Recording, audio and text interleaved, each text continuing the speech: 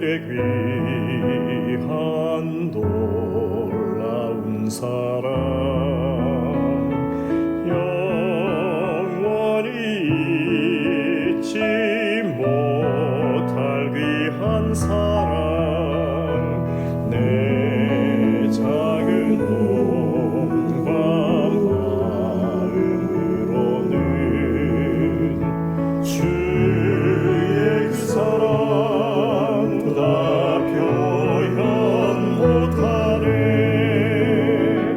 갈보리 십자가에 피 흘려 죽으시고 나의 모든 죄 대속하니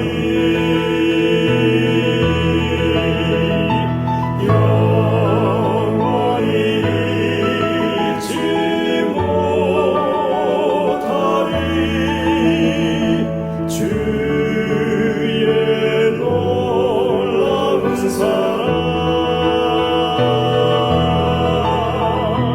온 몸과 마음을 들여 그를 찬양해 주의 귀한 사랑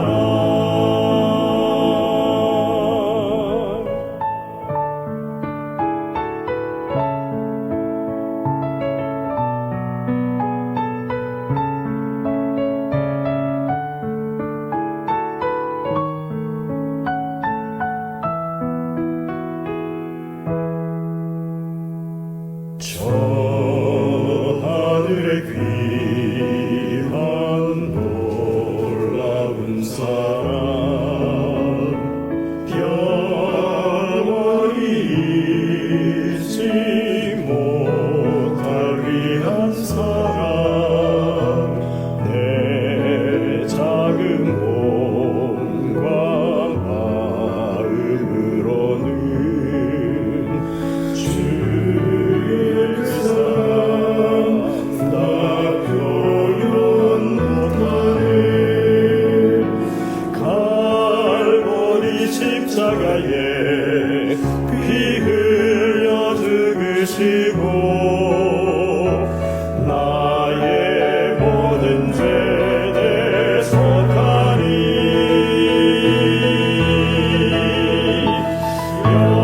영원히 잊지 못하리 주의 놀라운 사랑 온 몸과 마음을 들여 그를 찬양해 주의 귀한 사랑 주의 귀한 사랑 주의 귀한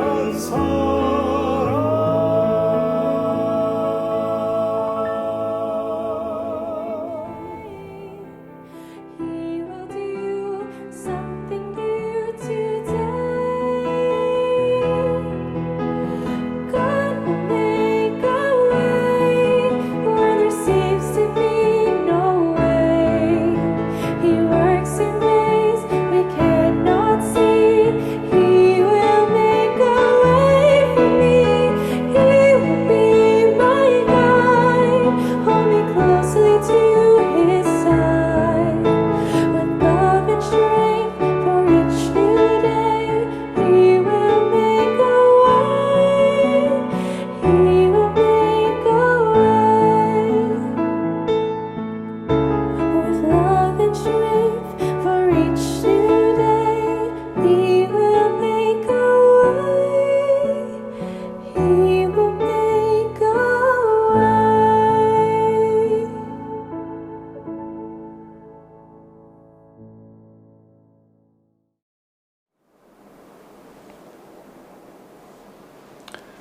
안녕하십니까. 퀸즈교회 성도 여러분, 7월 15일은 벌써 7월의 셋째 안식일이 되었습니다.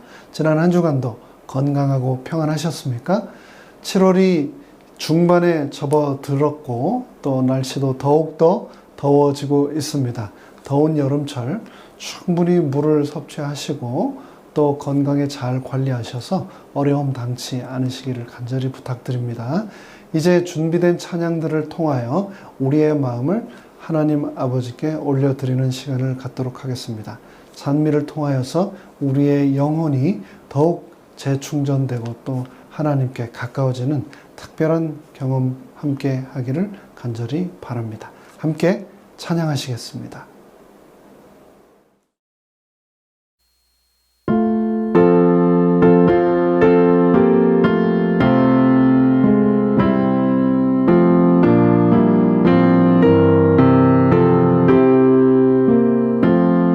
주 예수님 내 맘에 오사 날 붙들어 주시고 내 마음에 새 힘을 주사 늘 기쁘게 하소서. 나의 맘에 주들어서 갭소서.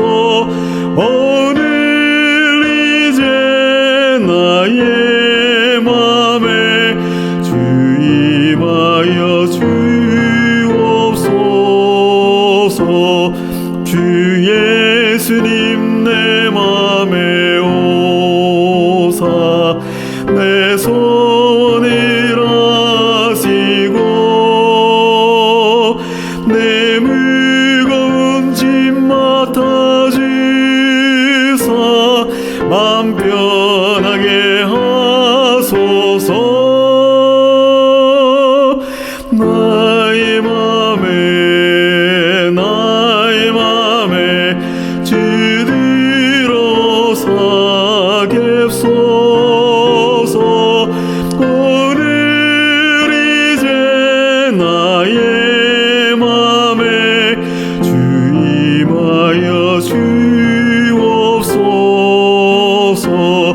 주 예수님 내 맘에 오사 날 정결케 하시고 은혜로 내 맘에 채워 늘 충만케 하소서.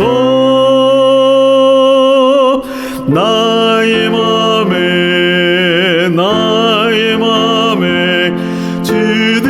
주들어서 갭소서. 오늘 이제 나의 맘에 주 임하여 주옵소서. 주 예수님 내 맘에 오사 내 앞길을 인도해 이 세상을 심판할 때에 날 힘없게 하소서. 나의 맘에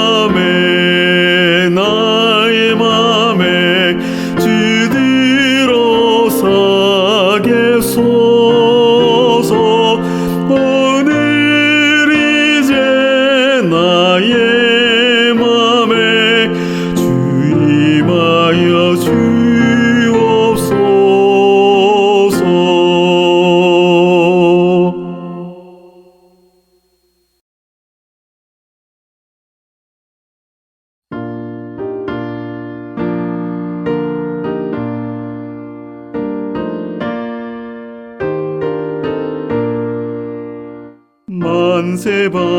만세반석 되신 주 나를 숨겨주소서.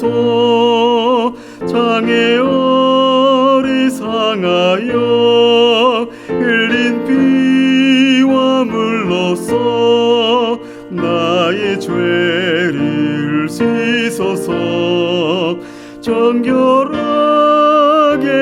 주소서.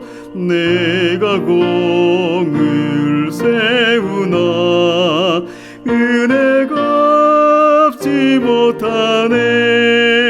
힘없이 힘쓰고 눈물 근심 많으나 구속 못할 죄인을 예수 홀로서 가네. 빈손 들고 앞에 가 십자가를 붙드네. 의가 없는 자라도 도와주심 바라고 생명샘에 나가니 마음을 씻어 주소서.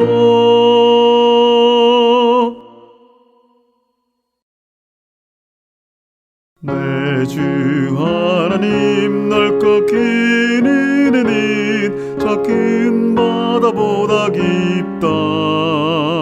너고 다주를 글러 깊은 데로 저 한가운데 가보라. 언덕을 떠나서 장파에 배 띄워 내 주 예수 은혜의 바다로 내 맘껏 다녀보라. 왜 너 인생은 언제나 거기서 저 큰 바닷물을 보고 그 밑 모르는 깊은 바닷속을 한 번에 하려 안 보나. 언덕을 떠나서 장파에 배 띄워 내 주 예수 은혜의 바다로 내 맘껏 다녀보라. 많은 사람이 얕은 물가에서 저 큰 바다 가려다가 찰싹거리는 작은 바다 보고 맘이 졸여서 못 가네. 언덕을 떠나서 장파에 배 띄워 내 주 예수 은혜의 바다로 내 맘껏 다녀보라. 너고 가거라 이제 고 가거라 저 큰 은혜 바다 향해 자고 내려를 저 깊은 데로 가라. 망망한 장파로 언덕을 떠나서 장파에 배 띄워 내 주 예수 은혜의 바다로 내 맘껏 다녀보라.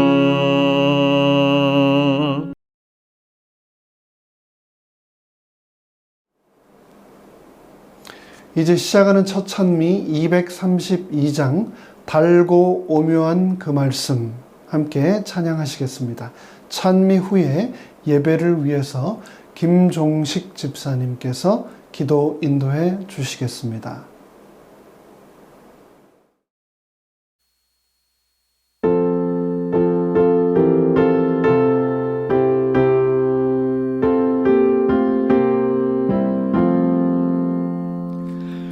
달고 묘한 그 말씀 생명의 말씀은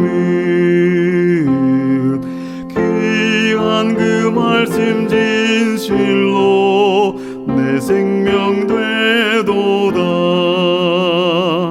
나의 길과 믿음 밝히 보여주니 아름답고 귀한 말씀 생명샘이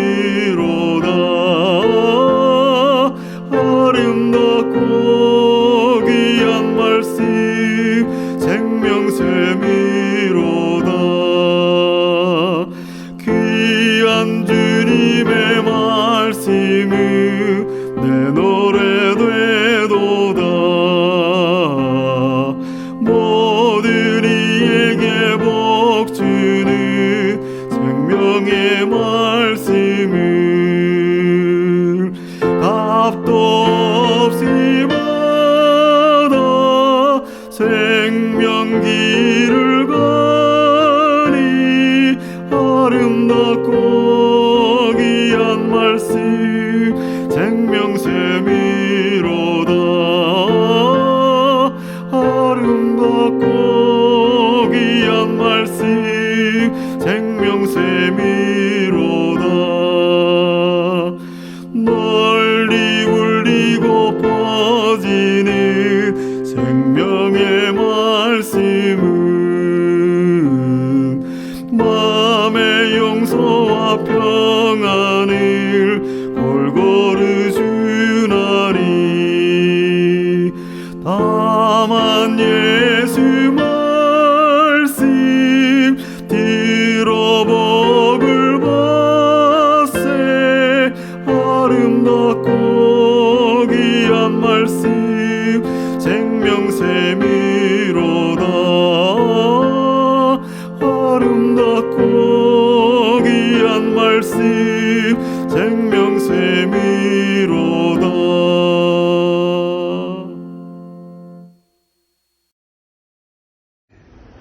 하나님 아버지, 우리를 사랑과 은혜의 빛 가운데로 인도하시는 거룩하신 하나님께 감사와 찬양과 영광을 올려드립니다. 허물 많은 저희들 당신의 자녀로 삼아주시고 나의 아버지라 부를 수 있는 특권을 주심을 감사드립니다. 성령께서 친히 우리 영으로서 더불어 하나님의 자녀임을 증거해 주시고 우리가 알게 모르는 것을 알게 하게 하시고 도와주시겠다고 약속하신 그 말씀을 우리에게 큰 위로와 힘이 됩니다. 우리에게 겸손과 의로움과 선한 길로 행할 수 있도록 진리의 빛을 발할 수 있도록 도와주시옵소서. 십자가의 고통을 이기시고 부활의 소망과 능력을 보여주신 주님의 신뢰하고 믿음으로 우리에게 때때로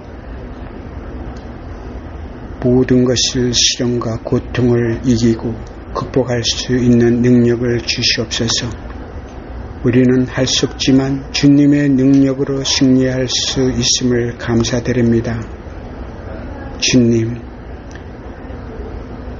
이전 것은 지나갔으니 보라 새 것이 되었도다.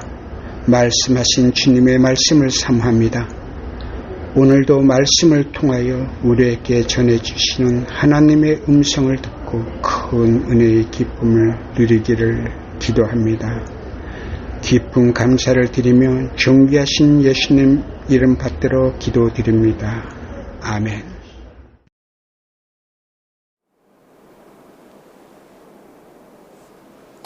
다시 한번 인사드립니다. 퀸즈교회 성도 여러분 안녕하십니까? 지난 한 주도 건강하고 평안하셨습니까? 7월 15일 벌써 7월도 셋째 주말을 맞이하게 되었습니다. 오늘 안식일도 지난 두 주에 이어서 테네시에 있는 내시빌 교회를 섬기시는 윤석원 목사님께서 우리에게 축복의 말씀 주시겠습니다.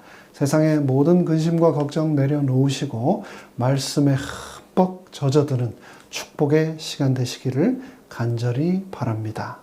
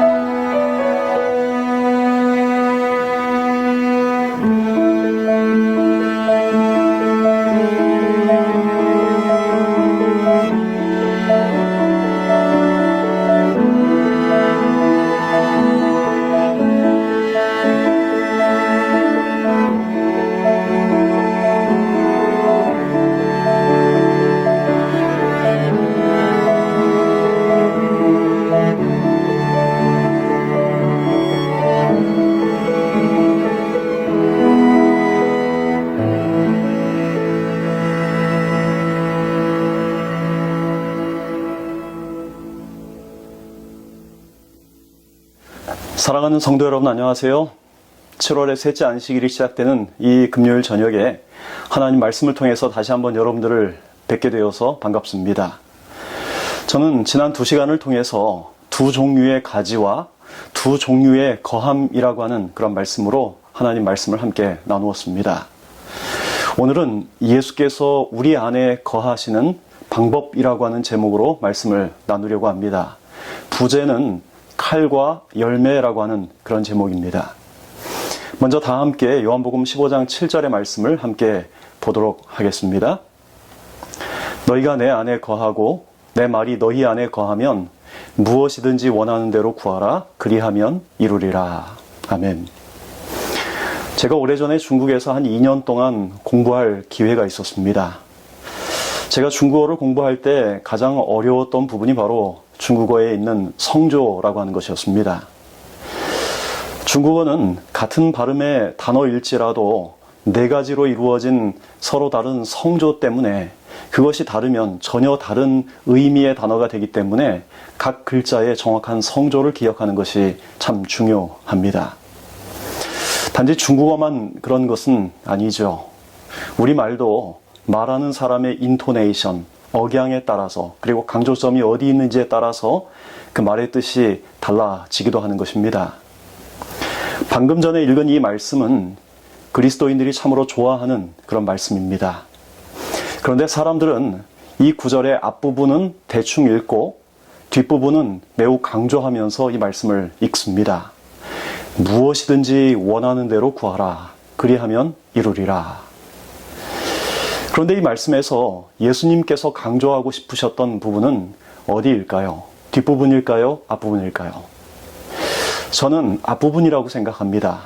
즉 너희가 내 안에 거하고 내 말이 너희 안에 거하면 이라고 하는 그 부분이죠. 많은 그리스도인들이 영적으로 풍성한 삶의 조건은 간과한 채 그들 삶에 이르러 오는 영적인 삶의 결과만을 기대합니다. 그들은 영적 거인들이 가진 큰 믿음을 부러워하면서도 그들이 그 과정에서 가졌던 아주 치열하고 고된 연단의 과정은 원치 않는 것입니다. 그리고 여기에서 종종 문제가 발생하죠. 최근에 공립학교에 다니는 제 딸이 아주 심각하게 학교를 옮기고 싶다고 말을 했습니다. 심지어 제가 다른 곳으로 목회지를 좀 옮기면 안 되겠느냐라고 하는 그런 이 볼멘 소리를 진지하게 요청한 것입니다. 11학년에 올라가는 아이가 도중에 학교를 옮기는 일이 쉬운 일도 아닐 뿐만 아니라 또 목회지를 옮기는 일은 더 큰 일이라서 아이와 깊은 대화의 시간을 가졌습니다. 그랬더니 딸이 아주 가깝게 지내던 친구들과의 관계에서 정말 많은 스트레스를 받고 있어서 새로운 환경에서 프레시 스타트를 하고 싶어 한다는 그 사실을 알게 되었습니다. 그러던 사이에 제 딸이 합회에서 운영하는 청소년 캠프에 다녀오면서 영적인 모드가 크게 활성화되어서 집에서 약 1시간 정도 떨어진 하일랜드 아카데미라고 하는 우리 삼육학교로 옮기고 싶다는 말을 했습니다. 저는 딸과 함께 기도해보자라고 그렇게 말을 했어요. 며칠이 지나서 아무렇지도 않은 듯이 아주 밝은 모습으로 일상으로 돌아간 그 딸에게 서진아, 기도가 어떻게 진행되고 있어? 라고 물었습니다. 그러자 딸이 이렇게 대답을 했습니다. 아빠, 만약 우리 교회의 어떤 집사님이 나에게 서진아, 너 하일랜드 아카데미 가는 게 어때? 라고 먼저 말을 해주시면 그걸 하나님의 음성으로 알겠다고 제가 기도했어요. 제가 그 말을 듣고 딸에게 하나님의 음성을 듣는 방법에 대해서 좀 알려줘야 되겠다라고 생각을 하고 깊은 대화를 나눌 기회가 있었습니다. 여러분, 하나님은 물론 제 딸을 위해서 그 딸아이가 생각하는 그 특정한 집사님을 통해서 그렇게 일을 하실 수도 있으십니다. 어느 특정한 사람의 말이라든지 아니면 구체적인 표징을 통해서 하나님의 음성을 확실하게 우리에게 공개하시는 것입니다. 기드온의 경우가 그런 경우라고 할 수 있죠. 이스라엘과 미디안 사이에 전쟁이 있었습니다. 겁쟁이 기드온은 숨어서 밀을 타작하고 있었습니다. 이때 하나님의 사자가 그에게 나타나서 그를 이스라엘의 사사로 부르십니다. 하나님께서 그를 부르셨다고 하는 분명한 확신이 있었음에도 불구하고 그는 마음속에 여전히 두려움이 있었습니다. 그가 나팔을 불어 3만 명의 용사들이 나왔을 때 그는 여전히 마음속에 두려움이 있었어요. 그래서 그는 하나님께 표징을 구합니다. 하나님, 나를 통하여 이스라엘을 구원하시려거든 양털에만 이슬이 있게 하소서. 하나님께서 그의 기도에 응답을 해주셨습니다. 하지만 기도는 여전히 마음속에 두려움이 있었습니다. 그래서 반대의 기도를 합니다. 하나님, 양털은 마르고 지면만 적게 해주십시오. 그리고 하나님께서 그렇게 응답을 해주셨어요. 여러분, 하나님은 필요한 경우에 그렇게 직접적인 방법으로 우리의 기도에 응답하시기도 하지만 그것은 일반적인 방법은 아니죠. 저는 제 딸에게 이렇게 말을 했습니다. 서진아, 하나님은 너가 원하는 방식으로 쉽고 분명하게 응답해 주실 수도 있지만 거기엔 너가 하나님의 뜻을 알기 위해 영적으로 씨름하는 과정이 빠져 있어. 그런 경우에 너는 하나님의 음성을 듣는 프로세스를 통해서 너가 영적으로 성장할 수 있는 기회를 얻지 못하게 돼. 하나님은 마치 도깨비 방망이처럼 너가 원하는 것을 뿅 하고 주시기보다 너가 그분의 뜻을 알기 위해 말씀을 보고 묵상하고 기도하는 그 과정을 통해서 하나님을 더 깊이 경험하기를 바라셔. 그리고 그 과정을 통해 너는 하나님을 너의 수준으로 끌어내리는 것이 아니라 너가 하나님의 사람으로 하나님의 수준으로 올라가게 되는 거야. 비록 시간이 걸려서 인내해야 하고 분명하지 않아서 그 과정이 답답하지만 그 과정 속에서 너는 하나님의 사람으로 점점 빚어지는 거야. 하일랜드 아카데미에 가는 게 하나님의 뜻일지 알기 위해서 너의 영적인 안테나를 높이 올려서 성경을 읽고 기도하고 주변 사람들과 대화를 하다 보면 그들의 조언을 듣다 보면 하나님의 뜻이 너에게 선명하게 드러나게 될 거야. 그 과정이 바로 너가 하나님을 더 깊이 아는 과정이고 믿음의 과정이야 라고 말을 해주었어요. 저는 이 믿음의 여정이란 내 뜻과 하나님의 뜻의 그 간극을 줄여가는 과정이라고 생각을 합니다. 그런데 그것은 내가 원하는 방식대로 하나님의 뜻을 끌어내리는 것이 아니라 하나님의 뜻대로 내 삶을 거기에 맞춰서 조율하는 과정인 것이죠. 그리고 마침내 그 간극이 조율되어서 하나님의 뜻과 나의 뜻이 완전히 일치하게 될 때 우리가 무엇이든지 원하는 대로 구하면 그것이 이루어지는 것입니다. 요한복음 15장 7절에 있는 너희가 내 안에 거하고 내 말이 너희 안에 거하면 무엇이든지 원하는 대로 구하라 그리하면 이루리라 라고 하는 이 말씀은 요한복음 15장 5절에 있는 말씀, 저가 내 안에 내가 저 안에 있으면 이 사람은 과실을 많이 맺나니 라고 하는 예수님의 말씀에 보다도 구체적인 표현인 것입니다. 그러므로 예수께서 우리 안에 거하신다는 말과 예수님의 말씀이 우리 안에 거한다라고 하는 그 말은 똑같은 의미인 것입니다. 그것은 성경의 말씀이 내 삶의 중심이 되고 예수께서 내 삶에 들어오셔서 내 삶의 원칙을 이루는 하나의 중요한 근간이 된다라고 하는 것입니다. 그리고 그럴 때 우리가 구하는 것이 무엇이든지 구하는 대로 이루어진다라고 하는 그런 말입니다. 다 함께 갈라디아 5장 25절 26절의 말씀을 보겠습니다. 만일 우리가 성령으로 살면 또한 성령으로 행할지니 헛된 영광을 구하여 서로 노엽게 하거나 서로 투기하지 말지니라. 여기 성령으로 산다는 말은 요한복음 15장 7절에서 나오는 우리가 그리스도 안에 살아있다라고 하는 우리 안에 그리스도의 말씀이 살아있다라고 하는 말과 같은 말입니다. 이 말씀의 뜻을 원문으로 보면 이렇습니다. 만약 우리가 성령으로 살고 성령 안에서 행하면 우리 속에 헛된 영광이 존재하지도 않고 서로 격동하거나 투기하지도 않을 것이다 라고 하는 것입니다. 그러므로 갈라디아 5장 26절과 요한복음 15장 7절을 서로 연관시켜 보면 이렇습니다.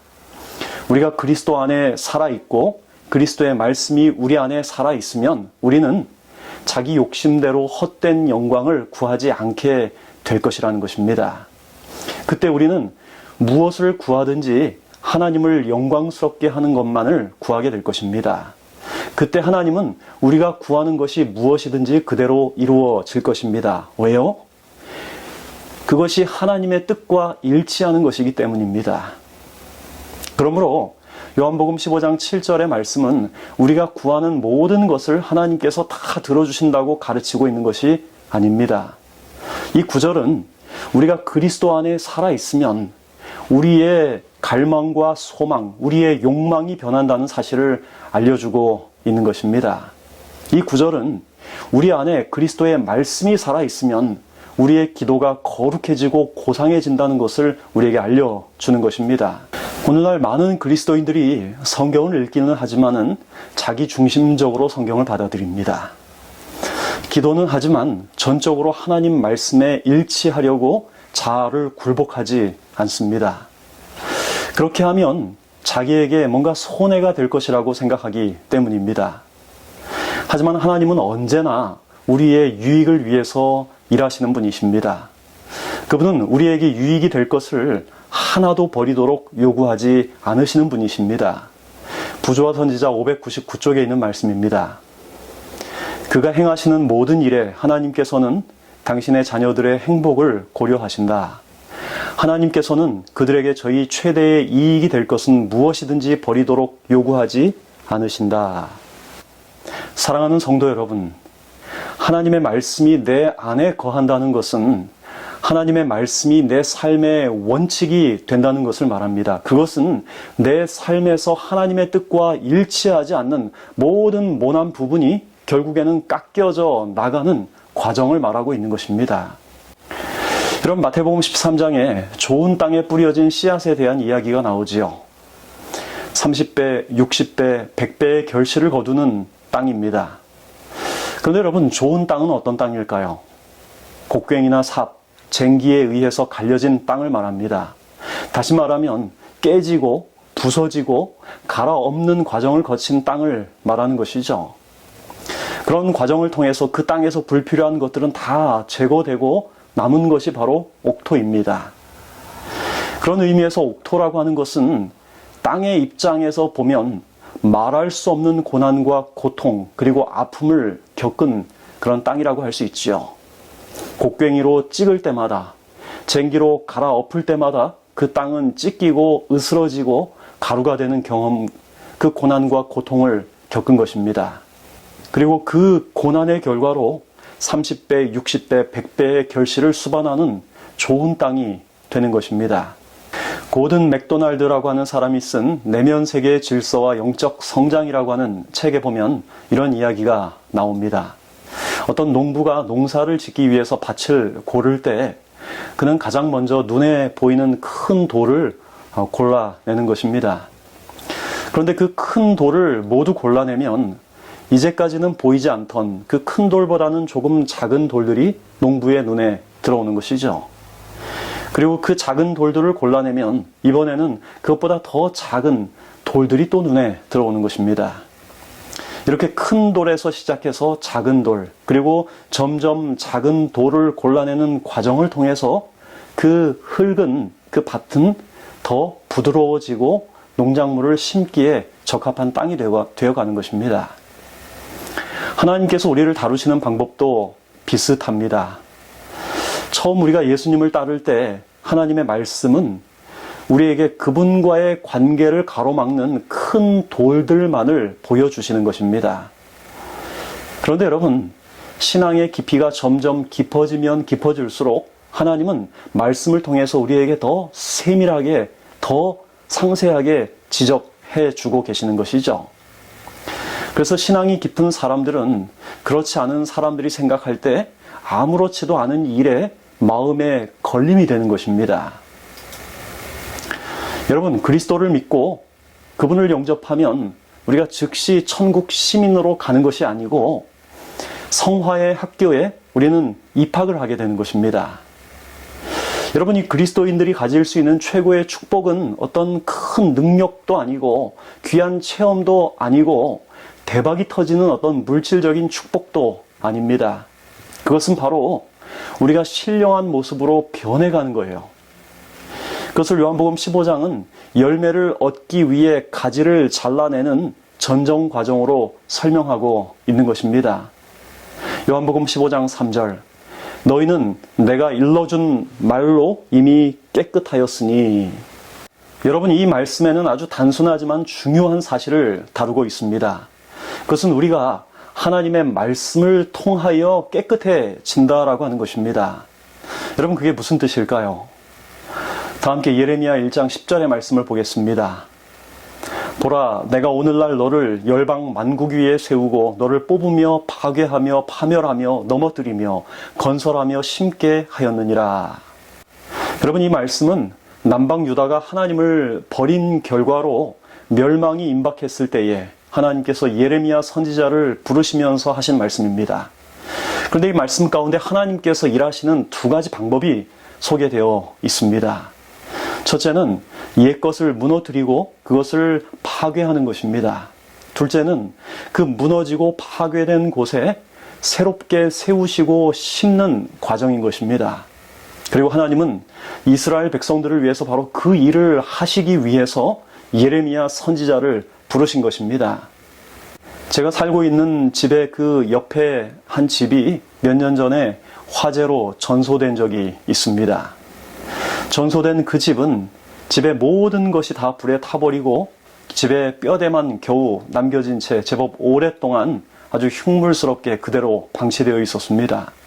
제가 저 집주인은 도대체 어디에 살고 있길래 이렇게 오랫동안 저 집을 방치해두고 있나라고 궁금해할 무렵에 어느 날 포크레인이 도착을 했어요. 그리고 그 전소된 집을 모두 허물어 버리고 바닥 공사를 처음부터 다시 시작을 했습니다. 그리고 얼마 후에 그곳에 새로운 집을 짓기 시작했습니다. 그렇게 여러 달 후에 지어진 그 집은 이전의 집과는 비교할 수 없을 정도로 멋지게 지어진 것입니다. 여러분, 하나님께서 우리의 삶에서 역사하시는 방법도 그와 비슷합니다. 하나님은 먼저 우리 삶의 옛 것들을 무너뜨리기를 원하십니다. 옛 자아, 옛 본성을 무너뜨리기 원하셔요. 그리고 그 무너진 곳에 전혀 새로운 것을 세워주기를 원하시는 것입니다. 그런데 여러분, 하나님께서 우리의 옛 사람을 무너뜨리는 과정에, 그리고 우리 무너진 자아 위에 새로운 것들을 세우시는 그 특별한 도구가 있는데 그게 무엇일까요?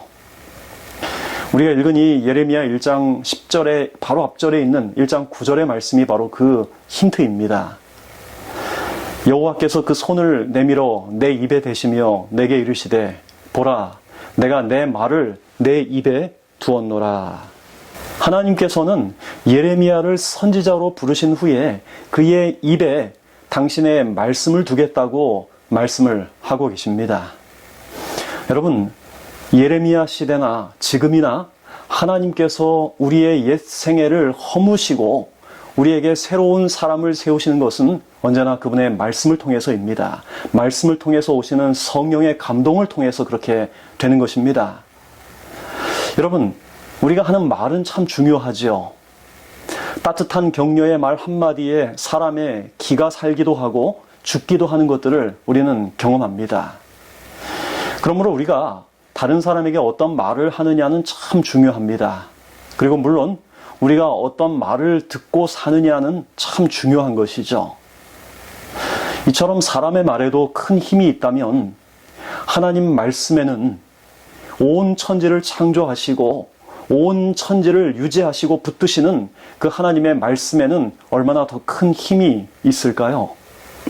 예레미야 23장 29절의 말씀입니다. 나 여호와가 말하노라, 내 말이 불같지 아니하냐, 반석을 쳐서 부서뜨리는 방망이 같지 아니하냐.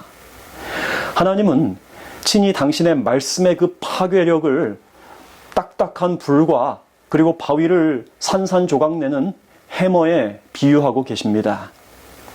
그런데 여러분, 하나님께서 그분의 말씀을 통해서 깨트리기를 원하시는 반석은 무엇일까요?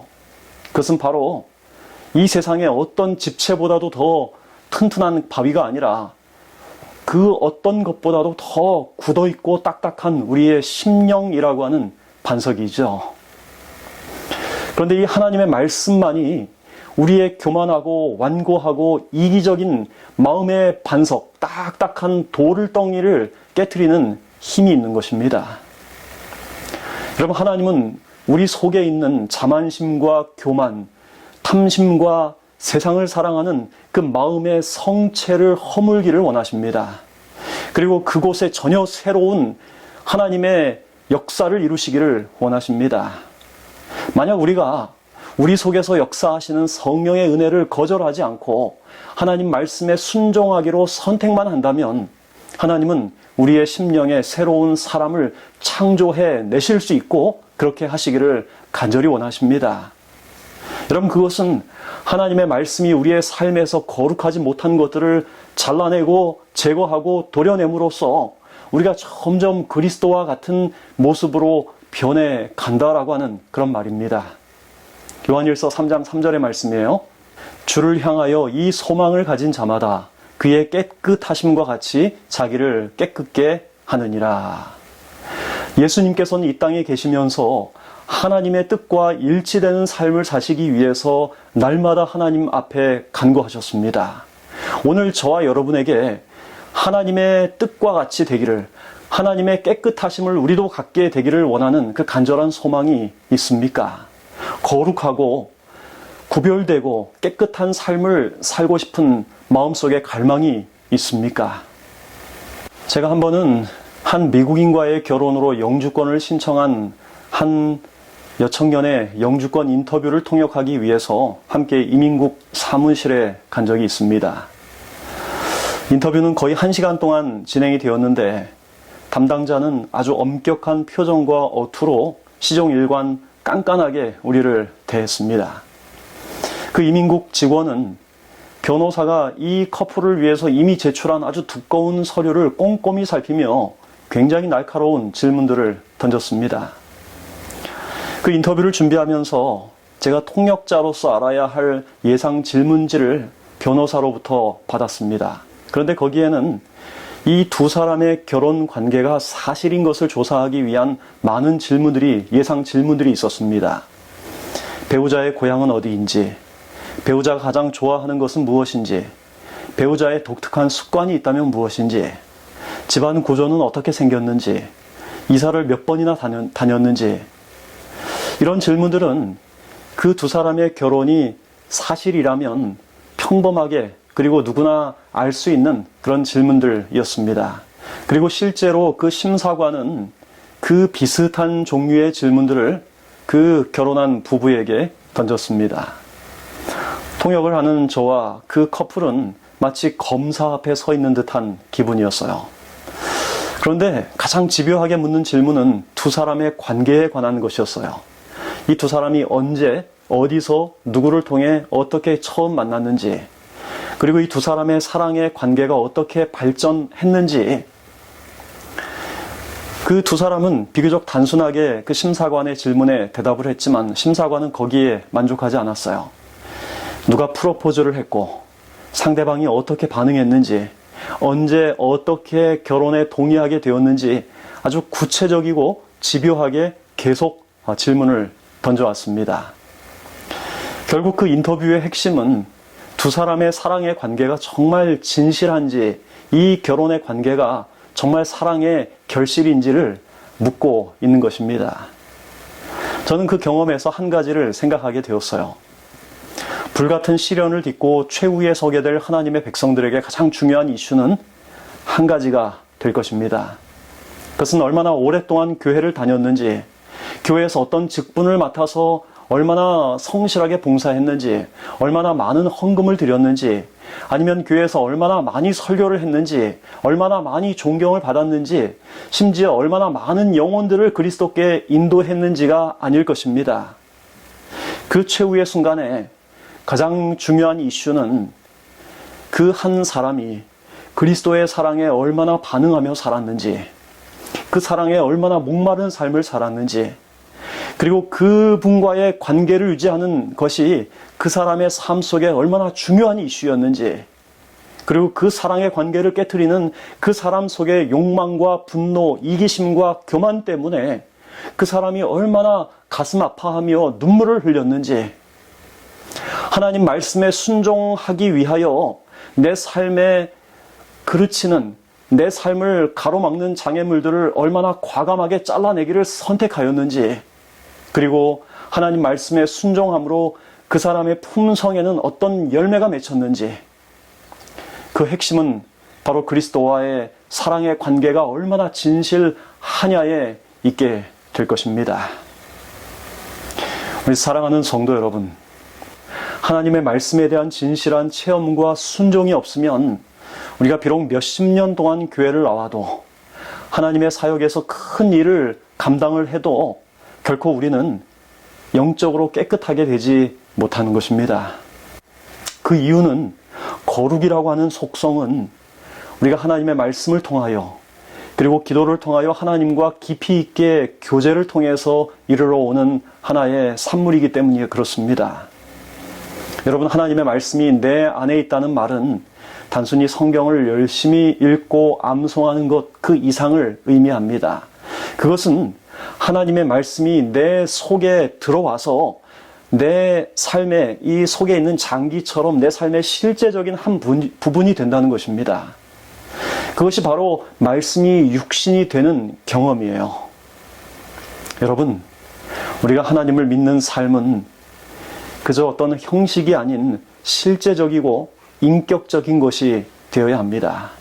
하나님의 말씀이 내 삶에 그릇되고 모나고 또 거친 것들을 실제적으로 제해가는, 내 삶을 실제적으로 감동시키는 그런 경험이 되어야 하는 것입니다. 매일마다 하나님의 말씀을 통해서 저와 여러분의 삶이 그리스도의 형상으로 더 뚜렷하게 새겨지는 삶을 살게 되기를 간절히 바랍니다.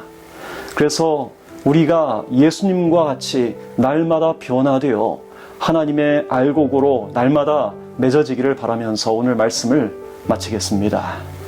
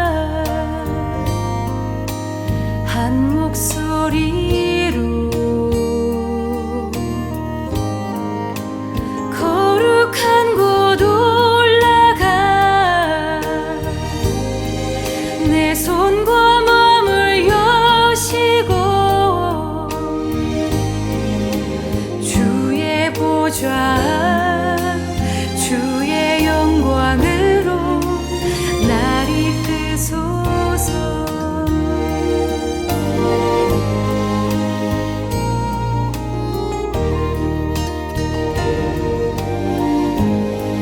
내 주님 계신 곳에 가려 하오니 찬양 드립니다. 한 목소리로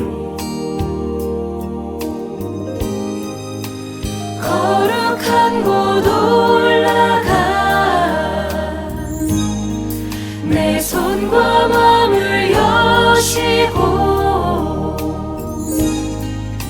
주의 보좌 주의 영광으로 날 이끄소서. 날 이끄소서.